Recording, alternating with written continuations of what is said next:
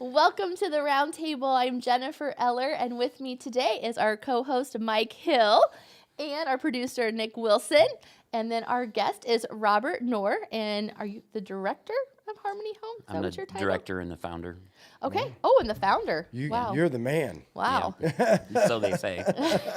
Yeah, so Harmony Home is one of the organizations that we give $5 to if we have a first-time guest, fill out a card and choose them as organization. So we wanted to hear a little bit more about Harmony Home, but before we do that, we want to kind of get to know Robert a little bit. So you born and raised from Huntington? No, Okay. I'm from Ohio, actually. I don't tell too many people that, but Is Ohio bad? yeah, Buckeyes are worthless nuts. So Oh. just so you know that. Yes. Although I don't know if being a Hoosier is much better, but Well, the candy of Buckeyes, those are really good. Yes, So, they are. you could go that extreme, not like the nut, the candy Buckeye. Yeah. But most of my adult life I've spent in Fort Wayne. I was married, and I spent the last, up until I moved to Huntington about 10 years ago. Well, Huntington area. I had been in Fort Wayne for about 15 years with my wife. So that's where I've spent most of my adult time is Yes. up here. I'd never been to Huntington, only maybe a couple times in my life until I ended up here. So, Yeah. I So ended- So what brought you to the Fort Wayne area? the Fort Wayne area that's my first job since I lived in Ohio.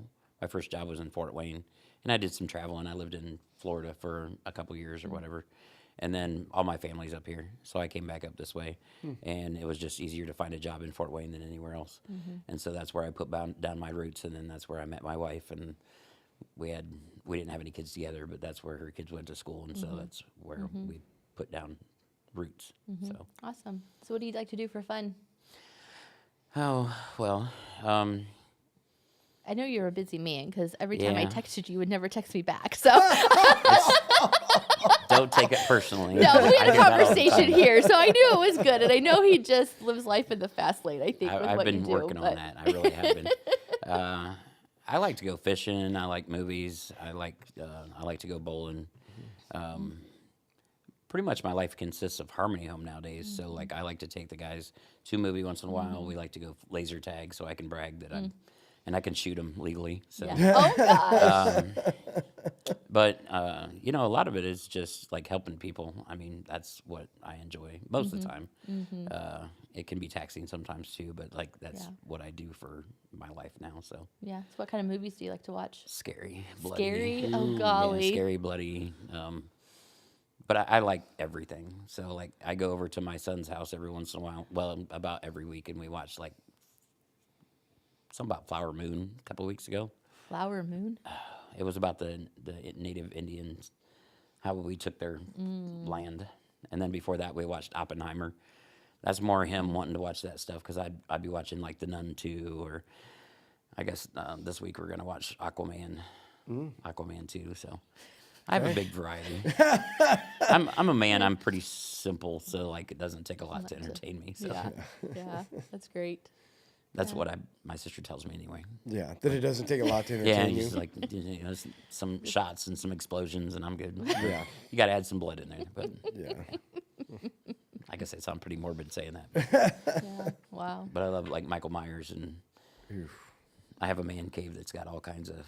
I have a Friday the 13th mask signed by Kane Hodder, who was the one that played Jason in 5 or 7, 8, 9, and 10. So I have Wow. Ooh. yeah, I know. Yeah. I'm I weird. can't do scary movies. Are you a scary movie person? No. In my younger days, I have watched some of them. Yes. Okay. But I preferred not to. I'm just Okay. not a big movie watcher altogether. Yeah. So, but It's my escape, it's I not. think. Like Yeah. I live at one of the homes. So when I go in my room at night, as like either I watch a series, which would be like Walking Dead. I like zombies too, or a scary movie or something. Yeah. Wow. No. But I'm getting ready to completely flip that over, and I'm going to start watching The Chosen. Oh. And that's a huge change from what I'm used to watching. But my therapist, I mean, it's not just because of my therapist, but I've been wanting to kind of watch it, and I know it's going on season 3, and Yeah. so I'm going to start that here soon. Yeah. Good. Yeah. What's your favorite childhood memory? Oh, probably spending weekends. We used to go camping every weekend. So we would camp at different places, and for a while we had a camper at a certain place, Atwood Shores, up in by Rome City. But yeah, camping and fishing, and I was the type of boy that would come home with snakes and bugs and all that kind of stuff. So I spent a lot of time around the water and stuff. Although I don't like to swim, but But you're an outdoorsman. oh yeah, Yeah, good. not so much anymore. Now I'm not going to go camping unless I have a comfortable something to sleep on. But Right. but yeah, that's what I grew up. That's catching crawdads and that kind I of think stuff. that was a lot of that generation. You know, Grew Eric's up family camping. like went camping a lot. Yeah, that was just what you did. You know, hotels and big vacations were just not quite the norm, I think, as they are now. So I think camping is a big Yeah. part of people's lives. Yeah, I think it's what people could afford and they were okay with it. Now Yeah. nobody's okay with that. I'm not okay. Yeah. No. I'm saying even younger people, they're not Like- yeah, they would rather travel. Airbnbs Yeah. instead of a Yep. tent. Yeah, Yep. Give me a hot shower and a bed. Yeah. I like campfires, but Oh yeah. yeah. So, yeah. So I guess just kind of jump into your story a little bit and, you know, how Harmony Home came to be. And Well, I'll try to give you the short version. you can give us a long version. We got some Well, time. The short version will still be probably 45 minutes. So. Perfect. So a little bit about me is like, as far as, because I'm in recovery too, I just celebrated 9 years a week ago Monday on Wow, the 15th. congratulations. Thank you. And I had my therapist. I still see a therapist to this day. I think that's important. But she said that I'm not one of the normal ones. Is like I had a good childhood. I had both parents there. I mean, they fought, you know, like normal, whatever. But like I had both my parents there, and I had good parents until they passed away about 3 years ago. So it wasn't like the normal broken home of a lot of what I see nowadays. But so yeah, nothing really exciting happened until I was like 18 or 19. I got out on my own. I mean, it was exciting, but it was just a normal childhood. I was loved. I was hugged. I was, you know, I had all that there. I have siblings that used to beat me up all the time. So, because I'm the youngest out of 6. But when I hit like 19, I got into management right away, and I started working at Big Lots, and I got promoted right away. And then I went into fast food. Well, not fast food, Little Caesars. And that was when, and I'd always been a good boy. You know, I didn't drink. I didn't do any kind of drugs. And somebody introduced me to a thing called mini thins, and they're ephedrine, which is what they make Sudafed. It's like Sudafed nowadays, which is what they make meth out of. So I got hooked on that pretty quickly. I mean, I could stay up 3 days at a time. I was a manager. I was running my own Little Caesars, so like I was putting my heart and soul into that. So yeah, I would stay up 3-4 days at a time and just, you know, running all the time, and that's just what I was used to, and it was a lot of fun for a very short time.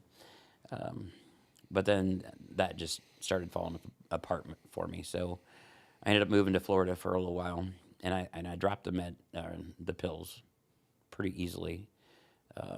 I was on them for a couple years. I was up to where I'd had to take 60 a day. 60. Yeah, it's one of those where if you take, the more you take, the more you have to take to get the desired effect. Wow. So I did go to the Washington House once up in Fort Wayne, and they wouldn't keep me because they said back then that mini thins or ephedrine was not addictive. So did you buy those at a store, or is there something Yeah, you back buy then them you from? could buy them at the gas station. Was it like a weight loss drug? Mini thins. I don't. It was a speeder Okay. to keep you awake, or like Yellow Jackets, or you know, like everybody drinks energy drinks now. Oh yeah. So it's the same. Okay. There weren't energy drinks. Kind of like the back then, 5 so- Energy or something like Yeah. that little. Like the whatever first pill. energy drinks that came out was like Jolt. I don't know if you guys remember that. It was like pure caffeine, nasty tasting, but it was so much caffeine that it would keep you awake. So it was Wow. it was that kind of stuff. But it wasn't known what the effects were. And now I have a pacemaker now, and they contribute that to those pills back then. Is it started destroying my heart, and Yeah. then what I did later helped finish it. So Wow. Yeah, I mean, even in the weightlifting world, they used to sell ephedra. You know, I mean, they call it different things, but Yeah. I mean, if you're going to lift and try to cut and lose weight, I mean, you could buy them at any vitamin store, Yeah. back in the day. So The gas stations had them 60 in a bottle. Or no, I think they were 30 in a bottle because I was going through 2 bottles a day. And yeah, they felt really good. And I love that feeling that the on the back of my neck, the hair would stand up. And I just, I hadn't really felt anything like that before because my parents were drinkers, like weekend, like once a year drinkers. So like I had a beer here and there. Other than that, I had never tried any hard liquor or anything. So I never really tried anything like that. So when the first time I tried that, I was on my way to getting hooked pretty quick. did you grow up in the church? Like, was that ever a part of your? We went to church every weekend. We went to Baptist church. The only thing the most fond memories of church was when my parents would drop us off at Sunday school, and then they would go get coffee and donuts and bring us back donuts when they picked us up. That was my favorite part. Yeah.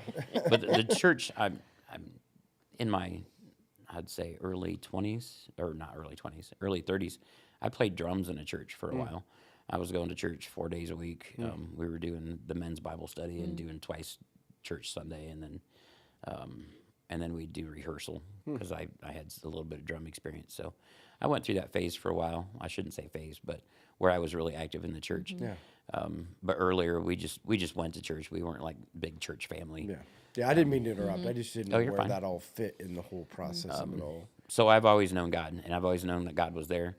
And I hear a lot of people that get angry at God for different reasons or whatever. And the way I believe is he was always there for me. I just didn't use him. I mean, he's always been there. I've known that he was always there. He did, because of that belief, it did stop me from hurting myself a few times later on, because I was always taught that, if you kill yourself, then you're going to hell. I don't know what people believe anymore, but that's one reason that I was always too chicken to do that, is because I didn't want to go to hell and not get a chance at redemption, if that makes sense. Yeah, for sure. So, where was I? You were Just went to addicted, Florida. Little Caesars. Yeah, I'm head to kind of Florida. all about. So Florida, I moved down there because my sister was down there, and I just went down and lived life. I mean, I worked at fast food places. I wasn't drinking. I wasn't doing anything major. I was just down there living. It was nice. It was Orlando, so there's always kind of things to do. So, but when I moved back up here is when the alcohol really started, and And how old were you then when you moved back? I would have been 98, so 20 some years ago. So early 30s is what I would have been. So I started just drinking occasionally, and well, I should backtrack a tiny bit. So back in 98, I had already moved up here around 98, and I decided to make a stupid decision, and I have a felony. So I stole some money from somebody. So I did my I got sentenced to 6 years, 5 years suspended. So I had to do a year, and I got out in 4 months because I had everybody convinced that I was the innocent guy. Because most addicts and alcoholics were pretty good at manipulating. So I had them all convinced that no, I would have never done something like that. So so after I got out of jail in 98, I started at a gas station, truck stop up in Fort Wayne, and they do like $5 million a year. It's a busy truck stop. So that's where I met my wife. And at that point, I wasn't really I wasn't really drinking or doing too much. I mean, I would still do the mini thins once in a while or whatever because they weren't controlled. Now they're controlled. You can only do so many grams. I mean, they check your ID and everything for them nowadays. Like you go to Walgreens, they won't even sell you Sudafed if you're not able to buy it. So, but that was where I started ramping up my drinking, and I had sit down the pills years earlier, and I still dabbled, and but the alcohol, man, that got me, and I just couldn't let it go. It got me hard. Never a beer drinker. The hard stuff to the point where straight out of the bottle vodka, no flavor. It didn't matter. So I got married in 2002. I met my wife in 2001, and she had 4 kids by previous marriages, and it went well, but I wasn't ready, and so my drinking went up even more, and she ended up with cancer. So, and she was 32. She got endometriosis. She had to have a total hysterectomy. So that pushed her into early menopause at 32. and I'm newly married and getting used to being a dad to 4 kids, and they're all boys, and then with her, and then she had the bipolar, so it was menopause, bipolar, not taking any meds for anything. So it was, it was A little intense. yeah. And of course, I'm not blaming everything on her. Obviously, I wasn't the husband that I should have been. But so it got crazy for a while, and that definitely started ramping up my drinking. When she got diagnosed with cancer, she couldn't work, so I'm supporting her, taking care of her and the 4 kids, and working full time. And I got out there pretty.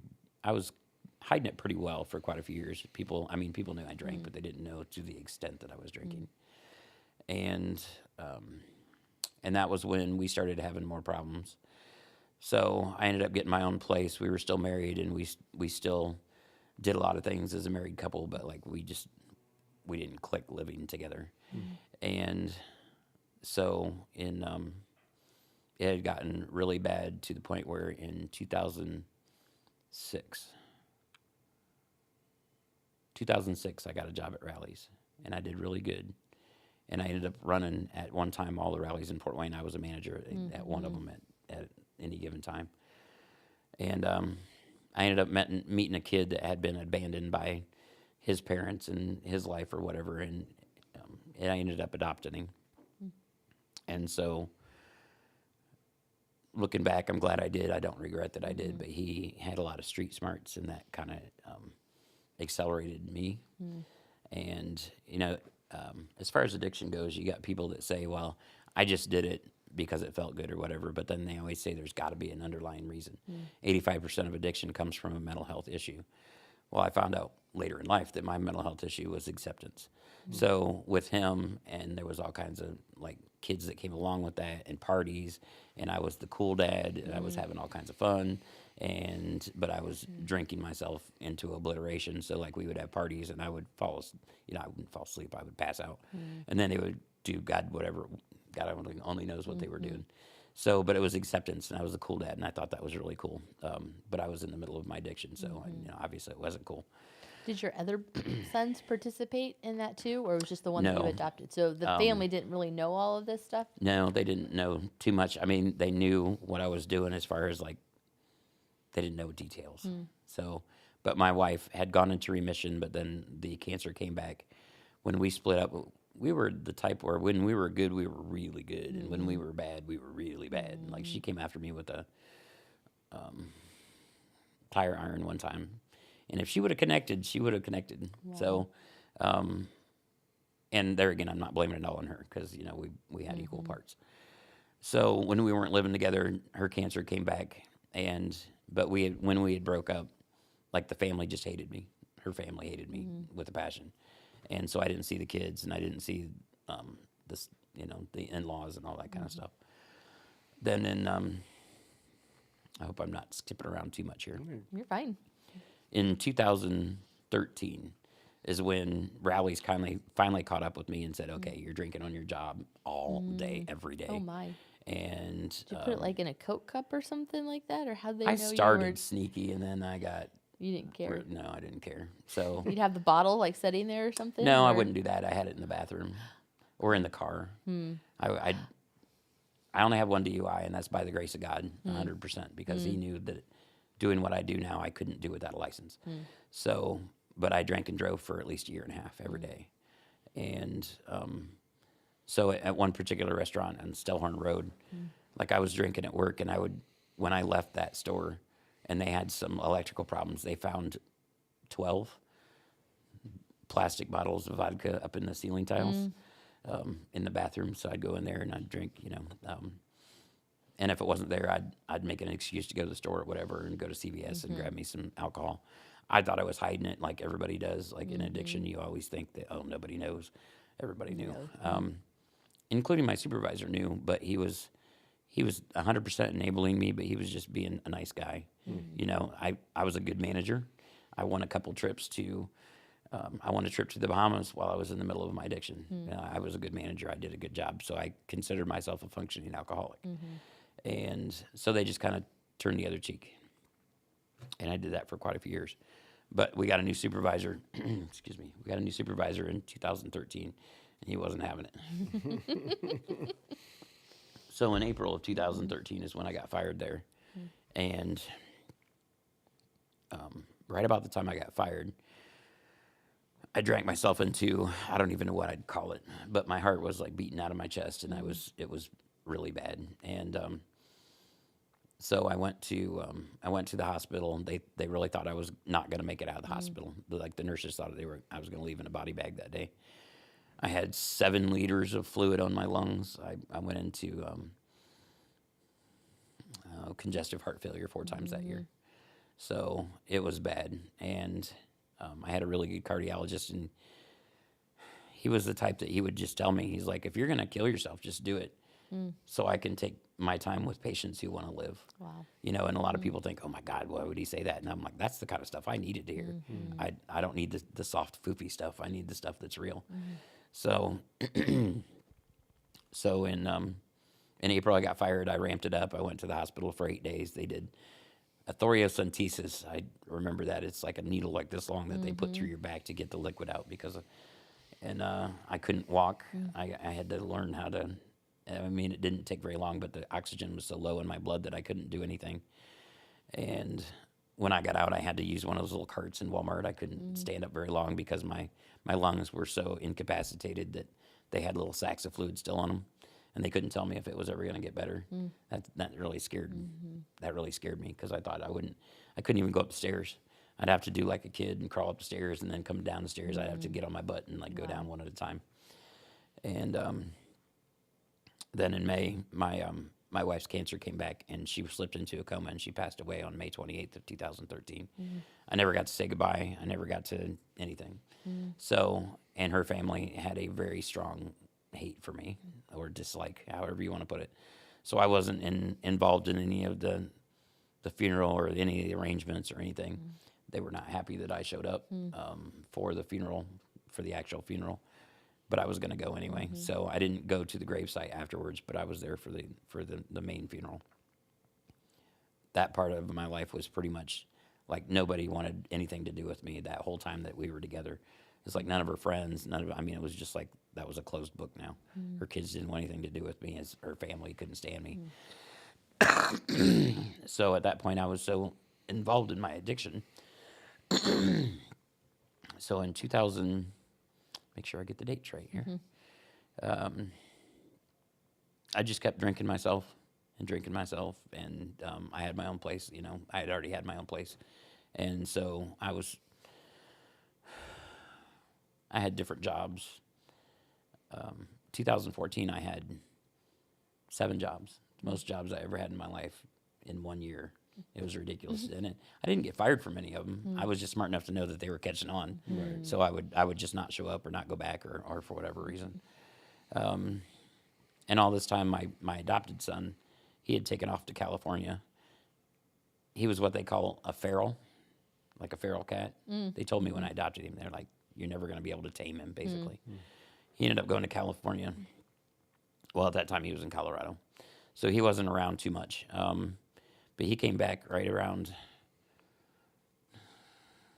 2013. Okay, so after she passed away is when I got really bad, and that's when they started doing more tests on me. And they said, I remember the conversation. I was at Scott's in Fort Wayne when I got the phone call, and they were like, we're gonna have to do a heart transplant on you.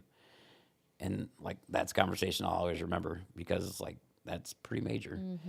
And so I dealt with that for about a week, and then they called me back and they said, well, we've decided we're going to do a pacemaker in medicine and see how that works. So November 7th of 2013, my son had just come back like the week prior from Colorado, and I got my pacemaker, and I did really well for a while. And this is why I can preach to the guys or tell the guys, fear goes away. Like my parents passed away. It was 4 years ago, Christmas. Dad passed away, and my mom's coming up here soon. It hurt really bad at first, but after a while, you learn how to deal with it, and it doesn't hurt as bad. Well, I feel that fear is the same way. It's like you remember that fear when you're in the middle of it, but it goes away, and then you start thinking, well, maybe I wasn't really that bad, or all those stories. You start remembering the good things and not the bad things. So without a program, I mean, that's my opinion is you will go back to it because you'll forget. And they say addiction is the one disease that'll try to convince you don't have it.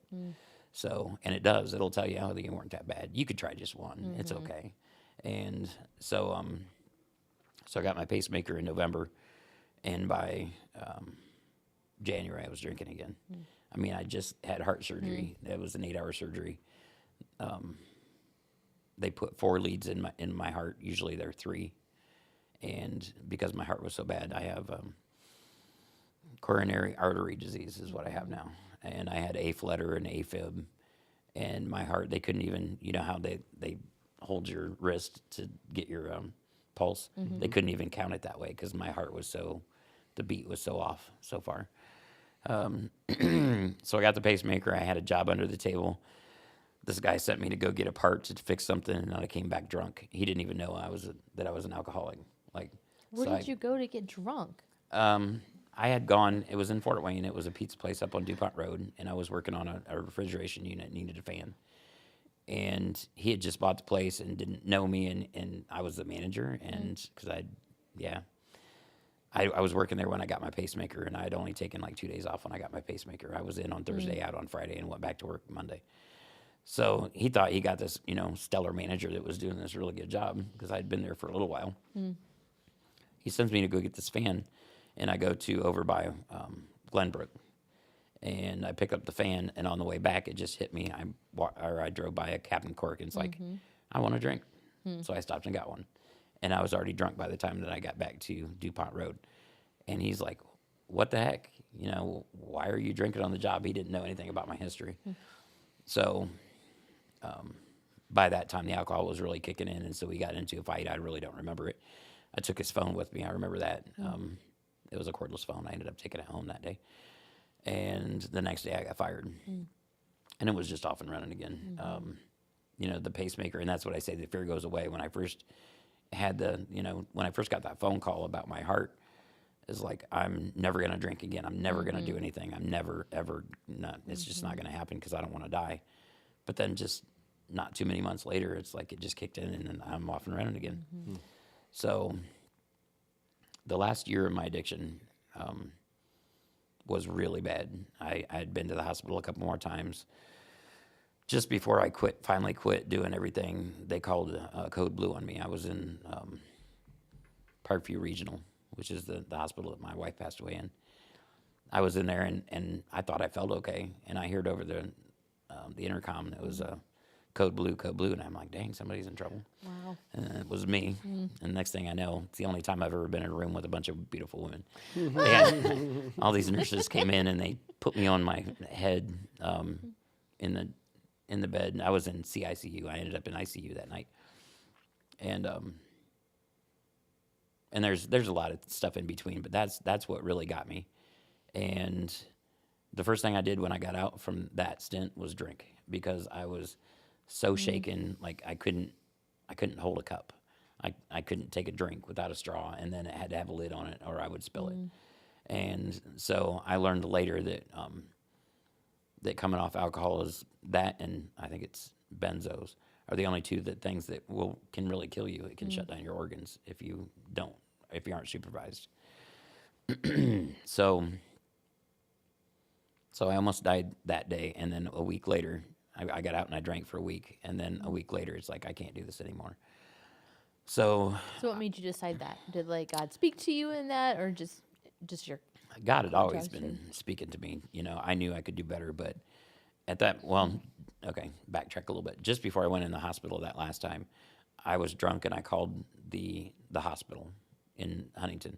And I said, I can't do this anymore. I don't know what to do to stop. I've tried to stop everything. And they're like, are you suicidal? And I said, no, I'm not suicidal because I don't believe in that, but I'll be okay if I don't wake up tomorrow. As a matter of fact, I would rather not wake up tomorrow. And they considered that close enough to suicide. So they sent the sheriff out, and I ended up, nice little vacation in Parkview Behavioral Health, about 4 days until I could convince them that I was okay and that I wasn't going to go back to it. But of course I did as soon as I got out. And now I forgot your question already. I just want to know when you decided that you weren't going to drink anymore. Did God intervene at that point, or what made you? So I decided I'm going to quit. January 1st of 2015 sounded like a good date for me. So I picked that. Of course, it didn't happen.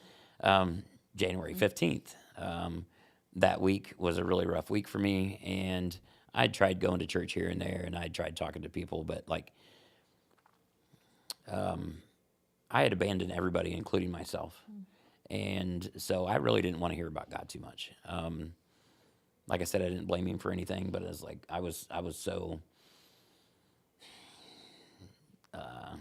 wrapped up in everything that it's like I wasn't thinking straight whatsoever. So 2000 or on it was a Thursday. It was the 14th of January.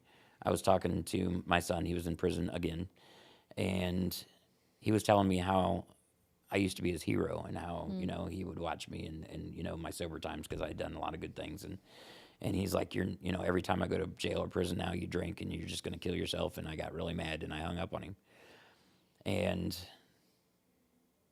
I realized I can't call him back. He's in prison. And he sent me, they have emails.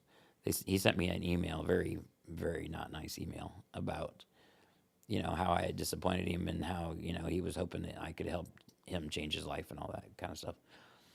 And that was the night that it's like, okay, I'm not going to do this anymore. I'm stopping. Friday, I was already scheduled to give out food at the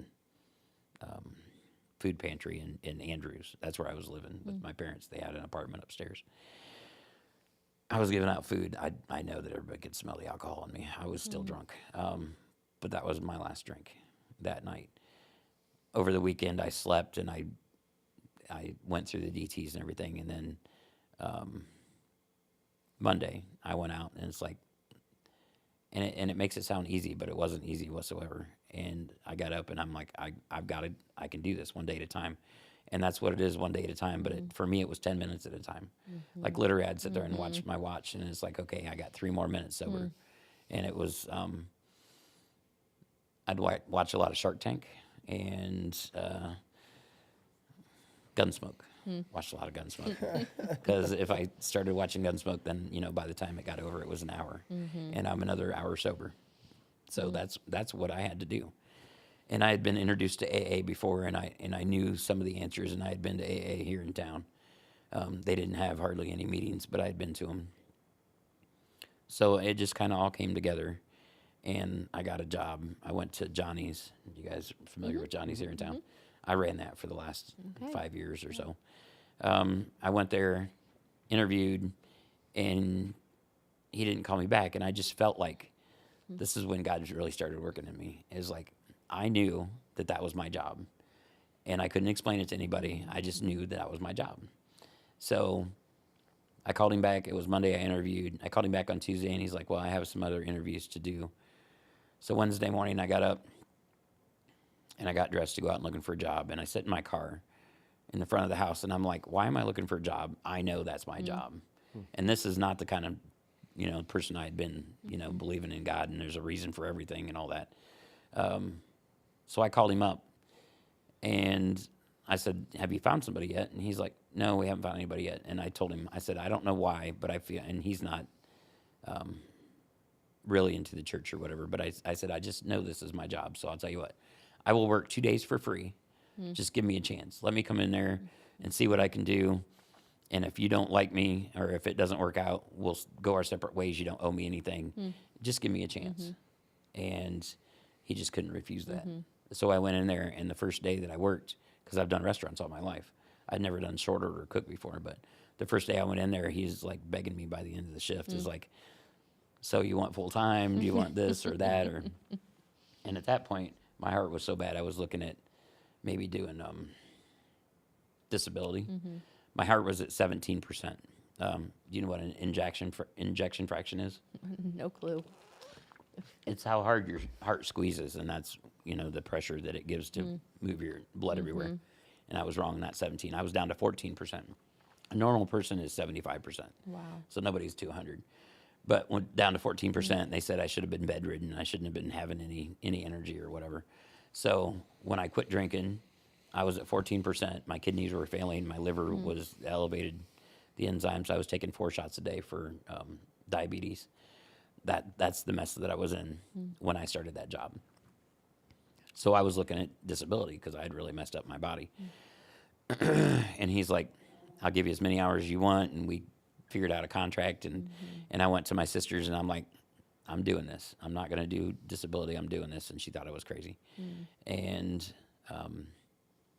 and now looking back is like, God put me there exactly where I needed to be for a reason. And it's funny, like now where I am in life is I look at all the stuff that I went through and all the things that I learned in my life, and it all comes back to helping me do what I do now for a living. So I worked there for a couple of years, did my thing, stayed sober, went to meetings, and my son, it was on a Friday, and he was in jail again up in Terre Haute, or not in Terre Haute, LaPorte, and they said, we're putting him out on house arrest. Okay, I didn't even know that was a possibility. So I had to leave work early and went all the way up there. It's 2 hours one way. I got him, brought him back, and that was on a Friday. And Monday, there were some things that happened in the middle of those 2 days. But on Monday, he overdosed, and I had never really dealt with any kind of anything like that. I didn't know what Narcan was back then. It wasn't available like it is now, and I didn't know what to do, so I called 911, and he literally died in front of me. He turned blue, his lips. I mean, I was doing CPR. We were out in Andrews, so like they didn't have anybody real close. So his girlfriend was there, and she was holding the phone, and I was doing compressions on his chest for about 10 minutes, and he wasn't showing any signs of anything. So the EMS show up, and they go upstairs, and they Narcan him, and they bring him back, and then that just pisses him off because I called the police because he was on house arrest. So he went to the hospital, and I went there, and he just like had nothing but hate for me because like I had called the police. They cut off his anklet because he was going to go back to jail, and the whole deal. It wasn't any kind of gratitude. It was like, I just saved your life. You know, you were dead. He would have rather stayed dead instead of going back to that. So it started working on me that weekend. Or the next weekend when I realized, you know, no parent should have to do that. Adopted or not, no parent should have to sit there and do CPR on their child. So I started thinking, because he had looked for a house in Huntington, a men's home, and there wasn't anything. There was the Dream Center had a men's home, but they were very, very, very strict on who came in. They only had like 8 beds. And a lot of times they were only like 4 beds full because their process was so strict. And so there was nothing for men, and there was like 5 women's houses. I'm like, what's the deal? And then it just hit me one night. It's like, I need to open a men's home. And as soon as I said that, it just like, I just knew, and I can't explain it to this day, well, except for it's God. I knew that's what I was supposed to do. So I started telling people I'm going to open a men's home because there isn't anything here in town. And for the most part, everybody was like, well, that's cool, but you know, nobody wants to listen to you because like, I'm just a cook, and I've only been in town like a couple years, and so January 2017 is when I came up with the name. I had tried to get everybody. I was very well liked at Johnny's. I had a lot of friends, and so I had made it like a contest, you know, a name or whatever, and I couldn't. Nobody would give me a name. And one day on the way to work, I never used the word harmony in my life. One day on the way to work, it hit me. It's like Harmony Home. Well, it was Harmony House at first, and like God started showing me. I had I had met so many people through the restaurant. I had met some people that had money. I had met some people that had a little bit of power here in town, like for zoning and stuff. I knew somebody that rented houses. It just all came together, and it's like, wow, this is going to happen. And I don't know how long it was before I realized that this was going to be my purpose in life. And I had never had a purpose in my entire life. I was just living life, and I didn't really concentrate on I've got some certain thing to do here on earth. And like, I had a lot of people that tried to convince me to do a faith-based house, and I don't go to church like that. I'm not qualified to do a faith-based house, and I know to this day that this is what God wanted me to do. We are not faith-based. We are 12-step based. The 12 steps are brought to us by God, 100%. I mean, it says, you know, they do higher power because, you know, we want everybody to come, even if they believe in Allah or Buddha or whatever. But, you know, at the end of the day, my belief is if you don't have Jesus Christ as your Lord and Savior, you're not going to make it anywhere. So, but we don't force that on them. We let them pick if they want to go to church or not. And we have 3/4 of my guys go to church out of 35 guys on their own because they want to. I think that's a pretty good number. And instead of being forced to go to a certain church and believe in the way I believe. So, yeah, we've had some pretty good success there. But backtracking. So I started fundraising, and it was just unreal, the doors that opened so fast. So from 2017 January, we had our first fundraiser in August because I was so excited when I got my business permit. And we raised like $1,400 our first, and nobody even knew what Harmony Home was. We didn't even have, like, I had printed up business cards that we printed on our own. You know, we had no money. I was making $7.25 an hour, no money in savings, no nothing. And that's where it all started from. And, you know, this is, I just put on Facebook last night, God equips the chosen. He doesn't choose the equipped. And he completely equipped me with all these people around me, people that believed in me and just liked me as a person, and then they believed in the mission that I was doing. And it took me 2.5 years to get it open with doing all the fundraising. And so that was September 30th of 2019 is when we opened. And I had a lot of walls that came up in front of me. And when I first told my sister this is what I'm doing, she's like, sure. I'm one of these people that have a hard time finishing what I start. So when she saw like a couple months in that I was dedicated and I was spending, now mind you, I was still working between 70 and 90 hours a week at the restaurant. And I was working at the pizza place again back in Fort Wayne. So I was doing all that, and I would come home and working on this on the side. And she started helping me. I say I wouldn't be open if it wasn't for her, but she says that I would have anyway, because I've been pretty adamant about it. But she did all the research for me, figuring out how to be a 501c3 and having a board of directors and all this stuff. She did all that research, so I was just doing the physical stuff. So I had got a house there at Tipton. It was completely gutted. And as soon as I saw it, it's like, oh my God, this is perfect. And everybody's like, it's a gutted house. How is it perfect? And I'm like, I'd never had visions before, not like visions, but like I saw it and I just knew it was perfect. And so, yeah, I got from the Huntington Medical Society here in town. They called me up one day and said, we heard you're going to open a house. And I said, yeah, I'm working on it. And they said, well, we're giving out money for people for the houses in town. We'd like to talk to you. I didn't know who it was. I had no connections, as far as that kind of stuff goes.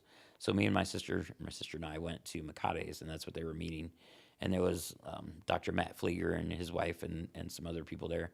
And I spoke for 15 minutes, and apparently my passion came across because the next day they emailed me and said they were giving me $10,000. Wow. And it's like I was beyond excited. I'd never had that kind of money given to me for anything. It used to be people wouldn't give me $1 because they figured I was going to drink it away. So that was the $10,000 that got us open. And in the time since, we just graduated our 43rd guy. We now have 3 homes. I have 35 beds. We've expanded to what we have an at-home program. So if somebody's in the program like 6 months and it's almost like an aftercare thing. So they can move out for the last 3 months. They still have to hit a certain amount of meetings a week. They still have to be subject to urine screens. They still have to talk to us. They still have to be part of the house, just not living there. So that gives us a chance to expand and put more people in beds. But we have 10 people in the my sister calls it the outhouse program, in the out of house program. So really we're working with about 45 guys right now at any given time. And we're having some really good success. And it's not me, and it's not the house, and it's like, first it's God, and then it's the 12 steps, but he's given me a heart that I never had before. It's like when I was in my addiction, it was all about me. If it didn't benefit me, I wasn't doing it. Or I would be the type that I would steal from you and help you look for it. So to be a place where people come, and I call us a big old screwed up dysfunctional family. We look out for each other. We take care of each other. It's all peer support. All of my staff have graduated the program, and we're doing really well. We're going to expand in North Carolina is what I'm looking at now, for different reasons.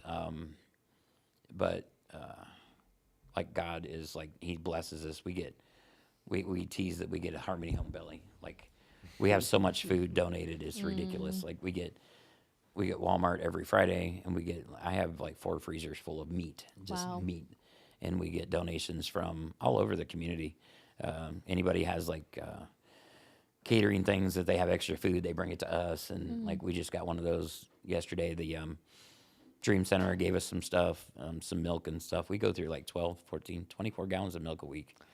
It's a lot of So are milk. all your houses here in Huntington then? Your three Yes. houses, or they are? Yeah, they're all here in Okay. Huntington.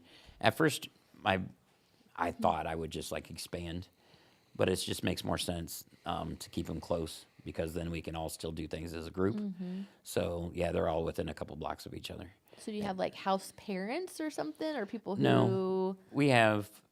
Well, I'm not a typical director. I know a lot of directors. They sit in an office and they work on the finances and the grants and stuff, which I need to work on because like we struggle. But we're still open and we're still growing. So, but I'm very hands on. I like to do one-on-ones with my guys. I want to know what they're going through, and that's one of the things they love about us is we are very hands on and we care and we follow them with their journey and we figure out what they need specifically, and we make sure that they get like anger management or parenting classes or all of them have to work on their mental health. That's a requirement. They have to go to the Bone Center, but yeah, so we're all close. Like every Monday through Friday, we have a noon meeting at the Tipton House. So anybody that's not at work has to come to the Tipton House, and we So do like a the nursing home, Tipton House. Oh, your Never Yeah. mind. The house at Tipton Street. I Yeah, was the like, house at how do you get all these people in one place? That's what I was well, like. today we had probably 25 at the meeting, and it's a small gosh. place. Wow. So we've I've got so many resources here in town, and this town has been nothing but so much support for us, as far as food goes, as far as like anything goes. I had a gentleman over the summer. He had been in a recovery home up in Michigan, and he owns a insurance place in Roanoke, and he donated a Ford Flex to us. He paid a decent amount of money for it, just gave it to us because he believed in, he did some research and believed in our cause. We're state certified through the state of Indiana. All three houses are. I'm a peer recovery coach and a peer recovery coach supervisor. Which I don't practice either one of those because I'm kind of busy as it is, but I wanted the certifications.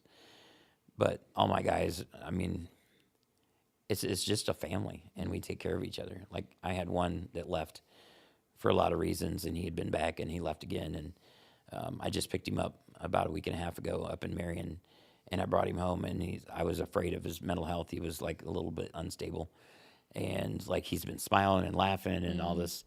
And it's like, not the person I thought I was going to get. And he said, when I came back, it was just like home. He's just missed being home. So like the guys that graduate, I encourage them to come back and they do. They come back and spend time with the guys that are in the program. And another thing that I always knew was that we were going to do is I don't want to be one of those houses that are sitting on the corner and they don't have a sign or anything. I'm proud to be in Huntington and I'm proud to be part of the recovery community. And we will continue to be a community house. So we started parking for the Pioneer Festival 2 years ago, and they just love us. So I take my guys and we'll volunteer. When I got 35 guys, I can usually get 20 of them to show up somewhere if they're not working or whatever. And we do things for the community, and it's good for them. It's good for them to give back, and we enjoy it. And it's nice for them to realize, like when we go in the parade and we go past and people clap for us. It's like a lot of these guys are used to being shunned or being in jail and being judged and all this kind of stuff. And when they're with Harmony Home, we have a good reputation to where people are proud of them and clap for them and give them hugs and all this kind of stuff. And it's really cool what God has done. And I can't wait to see. My vision has always been 5. So I think I know that we're going to open 5. So I got 2 more to go. Wow. And everything that I believe, it's just all come true. And I know that I'm doing God's work. And I mean, it's an amazing feeling to wake up in the morning and know that I have a purpose. And I'm fairly good at that purpose. I'm still learning. 9 years into my sobriety, I'm still learning about myself. I think it's one of the big things I know it's one of the big things that helped me is I'm open-minded and I'm, NA is honesty, open-mindedness, and willingness. I'm willing to learn. I know that I'm not the smartest person in the room. Doesn't matter how long I have in sobriety. There can be somebody that's been sober a week that can teach me something if I'm willing to learn. So we're just going to keep growing. And then I get people like, New Life Church that hang on and they see our mission and what we're doing in the community and they help us out. And it's like every time I turn around, God's given us other blessings. And it's just unreal. I would have never thought 10 years ago you would have told me I was doing this, I'd be like, yeah, you're crazy. Yeah, I think that's So. the cool part of God. Yeah. Hang on long enough, and you can see some of the cool things He's got for you. So, so how do people get into your program? I mean, what does that look like? Do you have a process that people have to go through? I mean, Well, I think outside the box. I'm not like a college educated, director or whatever. So like what I started doing is I talk to so many guys in jail, and so I'll do applications over the phone. I have a detailed enough application over the phone, and we talk to them. And like I have money on the phone, so they don't have to like try to figure out how to call me. My number is very popular over in Grant County Jail, and they call us and they do an application on the phone, and then if they're eligible for the program, then we can talk to their probation officer or judges. I think it's really cool. Maybe I shouldn't say this on a podcast, but I haven't ever got my felony expunged, and I still I can go to jails and they will release guys to my custody to bring to the program, and I'm still a felon. But that's one of the things that shows these guys that I'm real, and that I'm. And when I give my story, I tell them, if I can do this, you can do anything. I'm just a cook. That's all I've ever done all my life is just, run restaurants. And if I can do this and be state certified and be recognized by courts and things, and it's just me, it's still just me. Imagine what they can do in their lives when they're in their 30s or still have little kids or whatever. They have so many possibilities. They just have to believe in themselves and have somebody believe in them also. Yeah. Are they able to come and go as they please, or just depends on what the requirements are? No. Okay.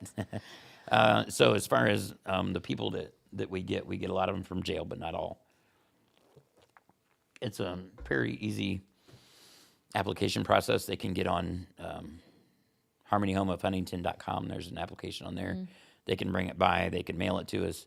We get probably 75% from incarceration, 25% from off the street. Okay. We're not targeting anybody. It's like whoever wants to be sober and wants to give this a shot, then we're going to help them out. So, as far as it's an extremely structured program, so when I do the application, I tell them, like, there's a lot of homes where you can just come and go as you please.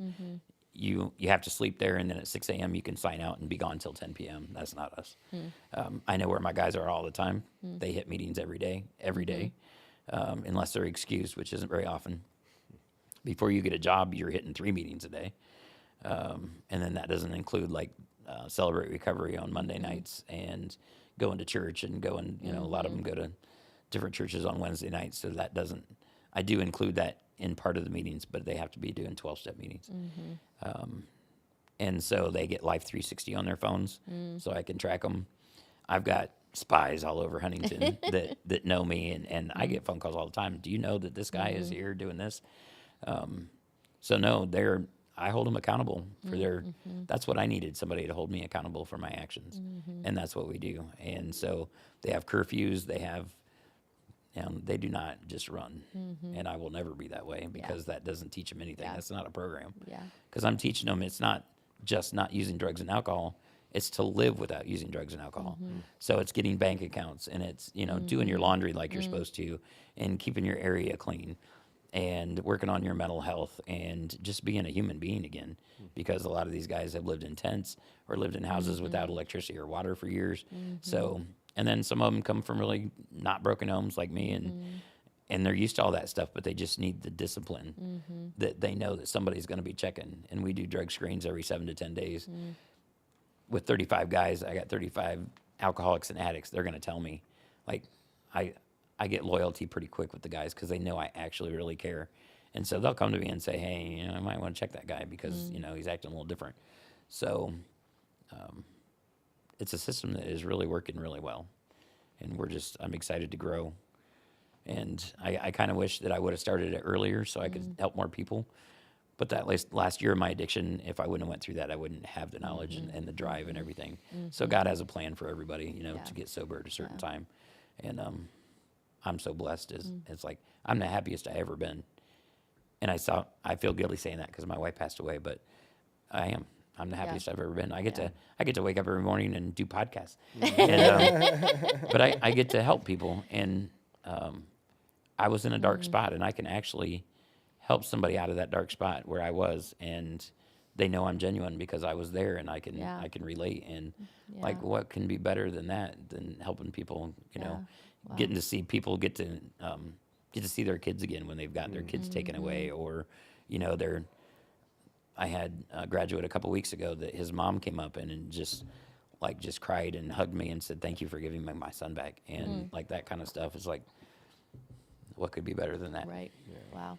So- I only have like 2 more questions, just real quick. But like, how long is your program? How long are people like in that? Does it vary? Individual It's or minimum 9 months. 9 months? 6 months Okay. is when, if they're doing really good, that they might be able to move out, but that's on a case by case basis. And but if they want to stay longer, like I've had, just because you graduate in 9 months, or if we do extend it for whatever reason, like if somebody hasn't finished their GED because they have to do their GED and anger management, and they do MRT, and there's some other things that we require for them to do. So if they don't get it done in the 9 months, then we keep them a little bit longer.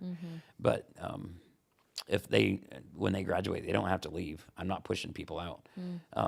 We would like the bed for somebody else, yes, but I don't want to push somebody out when they're not ready. If they're not ready, they're not ready. So we need to make sure we have people in town that work with us on apartments for felons and things. So we get them That's set up, awesome. and we get people that donate. Like if I have somebody that's graduating, I put it on Facebook, and I'll get pots and pans, and I'll get furniture, and I'll get people just like really donate a lot for us, for our Wow. guys. I'll have So to follow you for sure. So how many staff do you have? How many? I have 8 staff members Okay, wow. right now. I'm sure you would have to. I'm just amazed by all that you are doing. So, Wow. like during the daytime, most of the guys work. I mean, they can work any shift, but during the daytime, that's when we have to do our, like getting people from jail and doing all that kind of stuff. So I have 2 staff members that work during the day, and then for the most part, I have 2 or 3 that work at the night. They'll be either 2 split between the 3 houses, or I have one that works particularly at our Franklin location, and then they go to meetings. We keep them busy. So like from 7:30 to 8:30, almost every night of the week, they're at a meeting. And a Is lot that of what you're them, doing here? 'Cause sometimes you guys are here at the cafe. we'll be Is here that a tonight. meeting? We do. Yeah. That's our staff meeting tonight. Oh, is it? Okay. Yeah, every other Tuesday, and we sit down and we go through. We're a very individualized program, and like addiction and recovery are not cookie cutter. What works for one won't work for the other. Like I worked literally 70, 90 hours a week.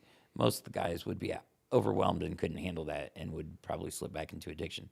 That's what works for me. It doesn't work for everybody. So we're very individual based. So we'll sit here and we go through, we're trying to get our policies and procedures.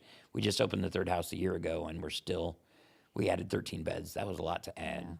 So we're still, when you grow, you have to change things. So we're still working on that, but we go through each individual person.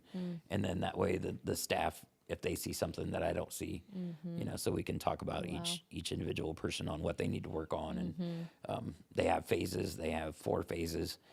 And if they're not saving money and not doing their classes and everything, then they won't phase up. So I use my staff a lot for the eyes and ears when I'm not around. But I also live at one of the locations, which was never planned, but it's just kind of where I am, and now it's home to me. And I mean, I fit in. I mean, I would rather be in a room full of addicts and alcoholics in recovery than I would be in a room full of, what do you want to say, like politicians? Well, I wouldn't want to be in with politicians anyway, but I relate to them, and it's working really well. Yeah, that's awesome. Do you have any questions for Yeah, him? no, I mean, just because we're at the end. Yeah, You know, so, I'm just- I mean, if for the people listening or watching, if they want to support, I mean, how do they just get with you and you say, hey, these are the things I need? Is it like from a financial standpoint? Is there a donations that people can give all the time? Like, what's the best way to support what you're doing? If you get on Harmony Home on Facebook, there's a way to give on there. Our website has a donate button on there, but I'm still working on that because I'm a very hands-on director. It's like I spend a lot of time with my guys, and it has actually, we have suffered in the past for that because we struggle with good running bands and things where like I see a lot of homes that they're really good at that grant doing and all that kind of stuff. I'm still learning on that. I mean, we're surviving and we're doing fine and we're growing. I need to work on that more, but But when people donate, I like to meet them. I would love to meet them and give them a tour. Like I'll give a tour of our house anytime anybody wants to see it. I'm proud to show off. We're homes. We're not a facility. We're a home. And so there's that way. Or they can write us a check and send it to us. We are a not for profit, so you can find us pretty easily on the web. But those are the main ways. Yeah, and that's the most support, because when you said like we're struggling and still trying to figure it, is that the main way to help you overcome barriers? Is money today? Is it? I hate to ask for money, but it's Well, I mean, doesn't Yeah. everybody? Yeah. I mean, I don't feel like anybody's like super excited about asking for money. But if it's a barrier yeah. to change a life, I mean, it's better to understand what the barrier is. It's back in March of 2023, we opened our third home, and we have a waiting list all the time. I always have at least 10 people on a waiting list. So we opened that assuming we could fill it pretty quickly, and like I said, I had 13 beds. Well, then life happened. Some people left, and we ended up with 35 beds, and I think at one point I had almost 20 of them empty, and that just financially drained us. We had a really good cushion there for a while. So all of 2023, we have struggled. We're still open. We're still moving forward. And like my board, this is God's vision for me. And like, so like most houses, well, no houses that I know of, like we provide the milk and the bread and the eggs and the peanut butter and the basic stuff and lunch meat for them. And then we get all the other food donated, and we give them basic hygiene, and we keep our, we have a washer and dryer on site, so I give them the laundry pods and things. So I do a lot of stuff that other places don't do, which costs us more money. But it's just, that's who we are, and I'm not going to let that up. So sometimes it hurts us a little bit, but 2024 is going to be a good year for us. But yeah, cash is, and like I said, I can give people tours and show them exactly what we do, but it just drained our bank account to the point where, and then I'll be darned if I wasn't going to, we had Christmas and we had a good Christmas. A lot of these guys haven't been able to celebrate Christmas in a home or, not out of jail or whatever. So I made sure they had good Christmases. Each one of them got, but we had some people that really helped out and donated on that too. So, and then taking them to do things. It's very important. You have to have fun and sobriety. If you don't have fun in recovery, what's the point? Right. Yeah. So, that costs me money too, but like, I just know in my heart, this is what I'm supposed to do. I just need to work a little bit better at getting those grants and things, but we are going to open a fourth house hopefully next year. Yeah. So, Yeah. Well, again, I mean, obviously your personal story, the things that God's laid on your heart, there's a huge need. I mean, I feel like that's something that everybody's talked about and continues to talk about is how do you get a safe place to get your life turned around, get it right, have people that care about you, help the transitional piece of it all. And so, thankful for everything that you're doing. And I think for all of our listeners and the people that are watching, we need to be able to help people who have that vision and have that ability overcome those barriers, because it's like anything, there's never enough. Right. There's not enough houses, there's not enough transition places, and if we're ever going to overcome the problem, we can't ignore it, Right. And so I think for all of the listeners and the people that are watching, like we got to figure that out. So I'm sure we'll put a link up whenever we put this out for people to be able to get with you, to be able to, whether that's meeting you and getting a tour, or whether that's just financially being involved, whether that's whatever, I think that there's enough people that listen and watch that we ought to be able to help overcome some of those barriers. So, and we appreciate anything. And, and I know this is God all the way. I had to put in the work, and I see people that say, well, God wanted me to do this, but then nothing happened. You have to put in the work. You can't Right. just sit by and twiddle your thumbs. You have to Right. do things. And I love what I do. 24 hours a day. I get calls at 2 o'clock in the morning.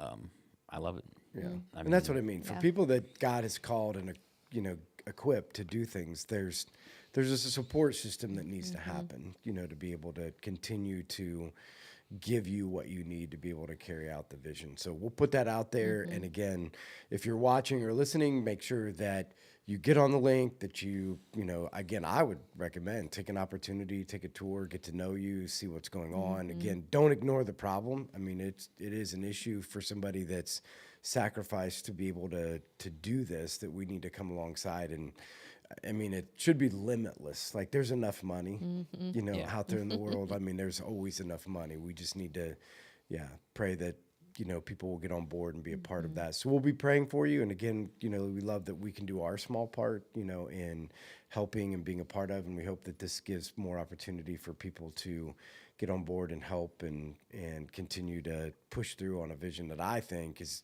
transformational. If you can get guys back in the right spots and get them to be a part of society again and get over those addictions and just look what it did for you and the difference you're making in the world. I mean, you do that over and over again, things change pretty quickly. So, thanks for everything you're doing in that. And again, thanks everybody that's listened or is in watch. And again, we just pray that you'll get out there and support. So thanks for joining us, and we'll see you guys next week. Bye.